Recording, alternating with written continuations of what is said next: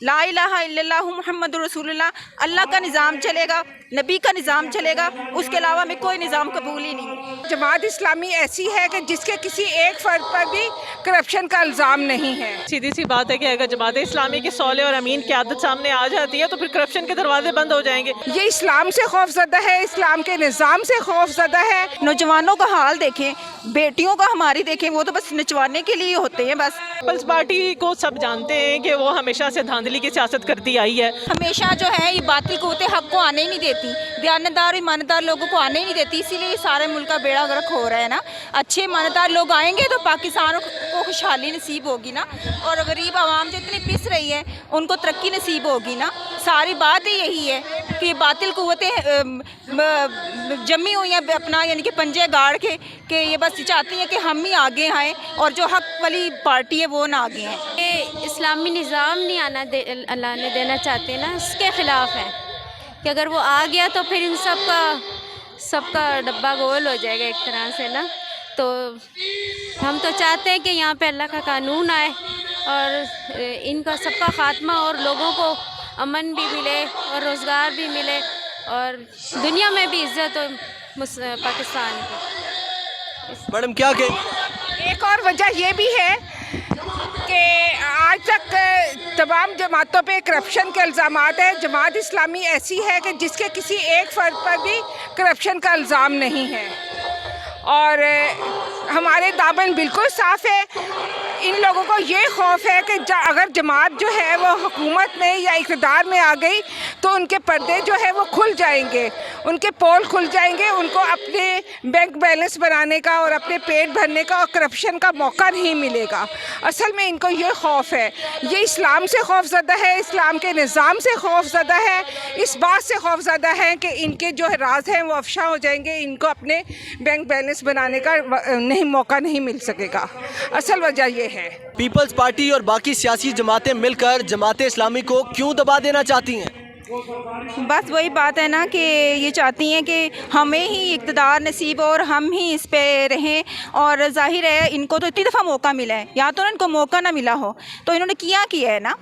مہنگائی کتنی زیادہ ہے، عوام غریب سے غریب تر ہوتی جا رہی ہے، تو اب اگر دیانتدار قیادت آگے آ ہی رہی ہے تو یہ چاہتے ہیں کہ نہیں ہم ہی ہر چیز پہ قابض ہو کر بیٹھ جائیں اور ہم ہی لوٹتے رہیں اس ملک کو۔ بس ملک کے یہ خیر خواہ نہیں ہے، اگر ہوتے تو ہم ان کے پیچھے ہوتے اور آج ہم یہاں نہ آئے ہوتے، ہمیں انصاف ملتا۔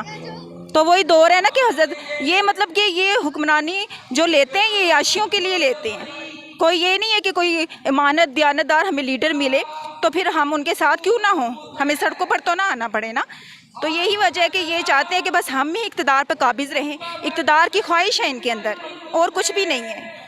کوئی یہ نہیں ہے کہ وہ غریب عوام کے لیے کچھ سوچ رہے ہیں، کچھ بنا رہے ہیں۔ اگر ایسا ہوتا تو عرصے سے 75 سال ہو گئے پاکستان کو، یہ حال ہوتا؟ کون سا ادارہ ہے کہ جو زوال کی طرف نہیں ہے؟ پوری عوام کا اخلاق دیکھیں، نوجوانوں کا حال دیکھیں، بیٹیوں کا ہماری دیکھیں، وہ تو بس نچوانے کے لیے ہوتے ہیں بس۔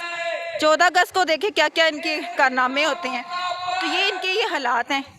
تو ہمیں ایسا پاکستانی چاہیے، ہمیں جس نام پہ کلمے کی بنیاد پہ لیا گیا ہے لا الہ الا اللہ محمد رسول اللہ، اللہ کا نظام چلے گا، نبی کا نظام چلے گا، اس کے علاوہ ہمیں کوئی نظام قبول ہی نہیں ہے۔ سیدھی سی بات ہے کہ اگر جماعت اسلامی کی صالح اور امین قیادت سامنے آ جاتی ہے تو پھر کرپشن کے دروازے بند ہو جائیں گے، جو یہ سالہ سال سے کر رہے ہیں، جو ان نے پورے ملک اور اسپیشلی سندھ کا جو حال بنایا ہے جہاں پہ یہ برسوں سے قابض ہیں اور ہر بار یہ یہی ڈرامے کرتے ہیں اور دھاندلیاں کرتے ہیں، اور اس بار تو کراچی کے عوام نے بہت بڑی تعداد میں بڑا مینڈیٹ دے کے جماعت اسلامی پر اپنے اعتماد کا اظہار کیا ہے۔ تو ہماری اپیل ہے گورنمنٹ سے بھی، الیکشن کمیشن سے بھی، کہ وہ عوام کے اعتماد پر اس کو مانے، قبول کریں، اور جو انہوں نے اپنا ووٹ دیا ہے، جس قیادت پر انہوں نے اپنا اعتماد ظاہر کیا ہے، اس کو برسر اقتدار آنے دیں، تبھی کراچی کی بھی خوشحالی ہوگی انشاءاللہ۔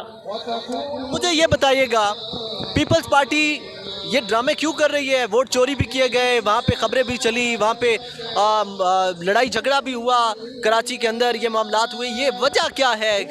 क्या देखती हैं आप? पीपल्स पार्टी को सब जानते हैं कि वो हमेशा से धांधली की सियासत करती आई है और कराची पर और हैदराबाद पर काबिज है वो बहुत अरसे से। और अब जब उनको ये नज़र आ रहा है कि एक सौले अमीन कायद सामने आ जाएगा और उनके भी पोल खुल जाएंगे, तो वो इस चीज़ को कतन बर्दाश्त नहीं करना चाहते। बाकी चीज़ों को तो छोड़ दें, अभी जो कराची के हालात हैं, दिन दहाड़े कत्लेआम हो रहे हैं, गवर्नमेंट क्या कर रही है वहाँ पे? वहाँ पे गवर्नमेंट पीपल्स पार्टी के पास कब से सिंध की गवर्नमेंट है? और स्पेशली कराची का हाल देखें, अब जो रोशनियों का शहर था उससे तो इनने क्या बना दिया है। तो वहाँ पे आप खड्डे देखें, रास्ते देखें, उनके जो आवाम का हाल है उसको देखें। और सब चीज़ें देखने के बाद कराची के आवाम ने अब अपनी अंदर एक तब्दीली की लहर उनके अंदर आई है, उनको शऊर आया है कि उनके लिए बेहतर कौन है, और इस चीज़ को पीपल्स पार्टी कतन कबूल नहीं कर पा रही है। अब हमारा मुतालबा सिर्फ ये है कि उनने अगर बंद कमरों के पीछे ही नॉमिनेशन करनी थी तो फिर उनने ये इलेक्शन का ड्रामा रचाया ही क्यों? फिर वो इसमें शामिल ही ना हो। अगर उन्हें यही सारे काम करने, और हमारी जमात के पास प्रूफ है कि जो उन्हें 9 सीटें जो जमात इस्लामी जीती है उसको उनने पीपल्स पार्टी की गोद में डाल दिया, बस वो जमात के हवाले कर दें वापस।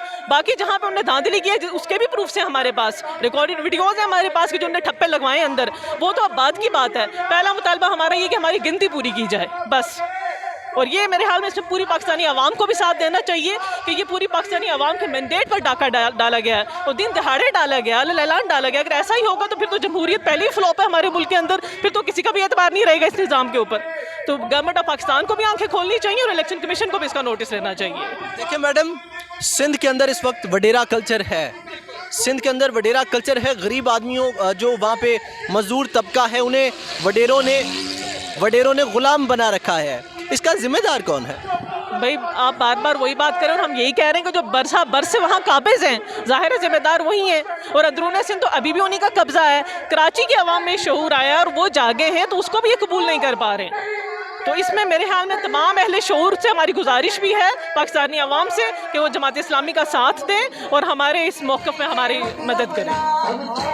मैडम, सिंध से कुछ वीडियोस भी मंजर आम पर आई कि पीपल्स पार्टी की जानिब से जो है वो वोट चोरी किया गया, इस पे आप क्या कहती हैं?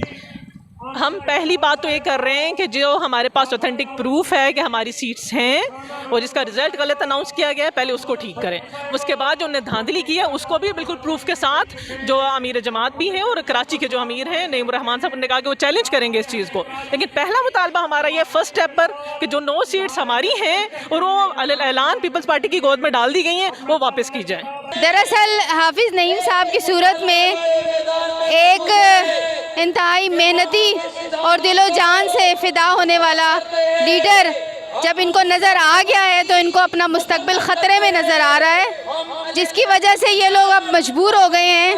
धांधली का ज़रिया हो या दहशतगर्दी का ज़रिया हो, ये हर ज़रिया अपना रहे हैं और इनकी पूरी कोशिश है कि किसी तरीके से इनको आगे ना आने दिया जाए और ये पीछे ही रहें। लेकिन हम अपना हक़ रखना जानते हैं।